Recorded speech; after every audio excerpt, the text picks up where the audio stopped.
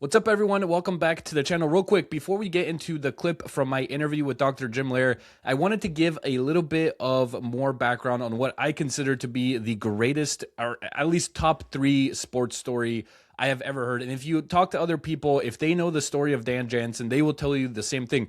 Some people consider it the greatest sports story of all time. Now, Dr. Jim Loehr worked with Dan Jansen directly, and so his perspective on the whole thing it's fantastic. I highly encourage you to listen to the whole video. But Dan Jansen, for those who do not know, he was the greatest speed skater in the world. In 1988, he was the favored to win Olympic gold. And then on the morning of his race, he got a call from his family about his sister Jane, a call that, quite truthfully, nobody wants to ever receive in their life. His sister Jane had passed away the morning of Dan's race. But Dan still decided to go out and race because he thought that's what his sister would have wanted him to do. In 1988, he raced in 2 events and he fell both times. And then the 1992 Olympics came around, and once again, Dan was one of the favorites to win Olympic gold. He was the best speed skater in the entire world. And in 1992, he finished 4th. Didn't medal. Then the 1994 Olympics come around and Dan was once again the favorite. And he raced in both the 500 meter and 1,000 meter. Now in the 500 meter, he fell again. He slipped. And at this point, everyone called him the heartbreak kid. If you go back to that time period and if you read some of the headlines, it's quite incredible. Everyone said that he was the biggest choker in the world, that he was a choke artist, he was the heartbreak kid, he can't win the big race. And it all came down to his final race of his Olympic career, the 1,000-meter race. By the way, a race that he was not supposed to win. Like, his specialty was the 500-meter. And so in his last race ever as an Olympian, he did the unthinkable. And the clip that you're about to watch from my podcast goes into more detail. So, like I said, enjoy the clip. Dr. Jim Loehr worked directly with Dan. He was his coach. And so you'll hear a lot of insights and a lot of the background as to what happened in the 1,000-meter race and Dr. Jim Loehr's perspective on it all. Enjoy. Life throws some unbelievable curveballs at people, as it did with Dan. In the death of his sister, on the very day of the most important day of his career, when he was supposed to win the 500, his sister Jane, 3 hours before, had died of leukemia, and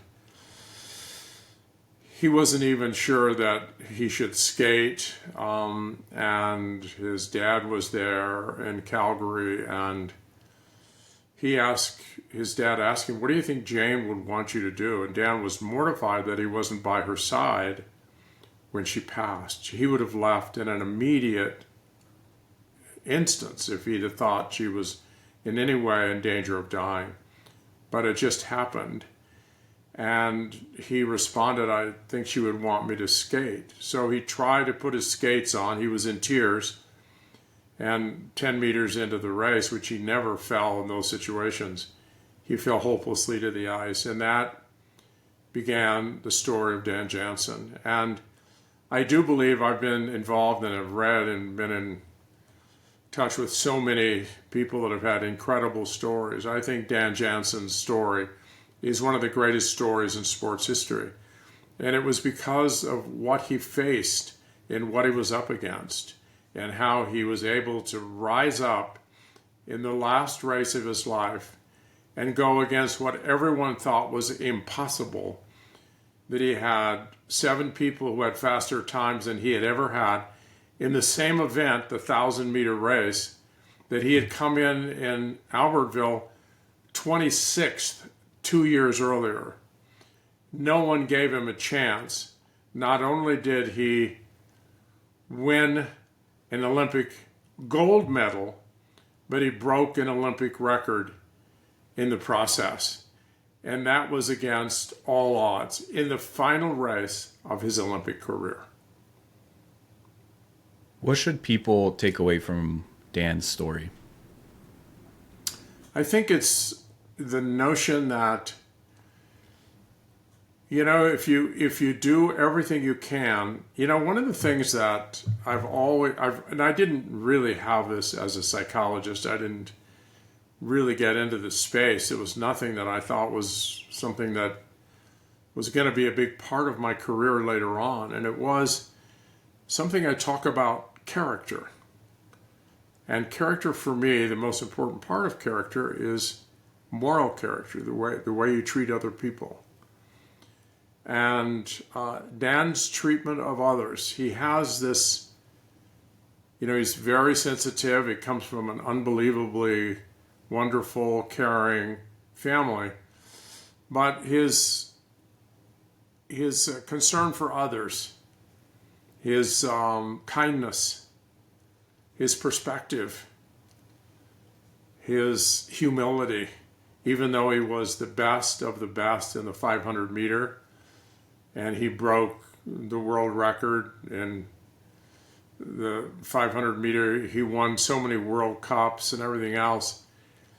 He was just a guy that just was doing something that he loved. And my message to him was, if you don't win any Olympic medal at all, what do you think about all this time you've spent with speed skating? And he thought about it for a moment. He says, it's been the greatest gift I think I've ever been given. And I said, that is what the conclusion should be, is that you have grown, you've become an extraordinary human being as a result of it. And if you win an Olympic medal, and if you were to win an Olympic gold medal, this would just be icing on the cake. And so I got into the character space, and Dan Jansen has a really wonderful, remarkable character. When we were down in the bowels of Lillehammer's big stadium there, and he had lost the 500, and all of his competitors came up to him, and Dan was in tears, and I was there. I flew in. I didn't want him to know I was in the audience because I thought it might put more pressure on him, but I hid, and when he didn't win in the 500, I had to fight through security, and I saw Dan, and I was screaming and yelling, and I said, Dan, it's Jim. And he goes, oh my God, let him through. And we went down into the deepest chambers of the Lillehammer facility, and the respect that all these competitors showed him. Many of them were in tears and said, listen, this should be yours, man. You are the best of the best. This is not the way it should have ended. Of course, I had tears in my eyes as well, but we had 4 days, and that's why I was there, just in case he didn't win the 500, which he was really supposed to. We still had 4 days to win the 1,000, which was a long shot, but he did it.